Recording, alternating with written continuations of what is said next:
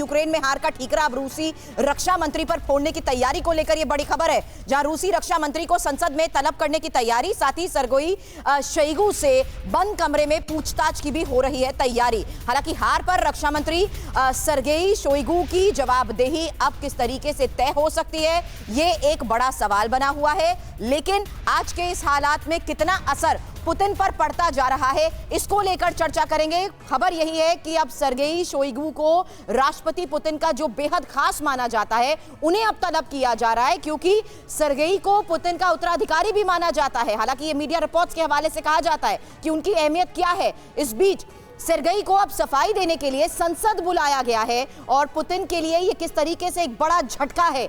रूस में पुतिन की कमजोर पड़ती पकड़ के तौर पर भी इसे देखा जा रहा है। हालांकि ताकतवर फौज के बावजूद रूस यूक्रेन पर जीत दर्ज नहीं कर पाया है। और सिंह साहब, इसीलिए मैंने कहा था, क्या रूस अभी बैकफुट पर हम कहें नजर आ रहा है? और सर, आप इस पर ऐड करना चाहते थे, क्योंकि रूस जिस तरीके से अभी एससीओ समिट में भी वॉर को लेकर पुतिन का जो बयान था, उसको भी देखा जा रहा है कि खुद हताश नजर आए पुतिन उसके बाद। बिल्कुल सभी, जो स्ट्रैटेजी और जो डॉक्ट्रिन पुतिन की थी, उनको लगा था कि जॉर्जिया को जिस तरीके से उन्होंने कब्जा कर लिया और यूरोपीय देश कुछ नहीं कर पाए, अमेरिका भी कुछ नहीं कर पाया, क्रीमिया को उन्होंने अपने कब्जे में कर लिया, फिर भी कोई दुनिया का कोई देश उनका बाल बाका नहीं कर पाया।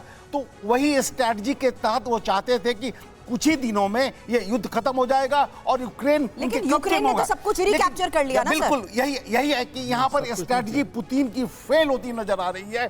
अगर ये फेल होती है तो निश्चित रूप से सत्ता का परिवर्तन रूस में होगा। रूस की जनता पहले से ही उबाल पर थी और ये डॉक्ट्रिन फेल होने के बाद, ये पुतिन के नीतियों के फेल होने के बाद जो सैकड़ों हजारों की संख्या में रूसी सैनिक मारे गए, बिल्कुल सही बात है, और हजारों की संख्या में रूसी सैनिक मारे गए। यूक्रेन तो यह दावा करता है कि 50,000 से ज्यादा रूसी सैनिक हमने मार गिराए हैं। इसके अलावा सैकड़ों रूसी सैनिकों को बंदी बना लिया गया है यूक्रेन में।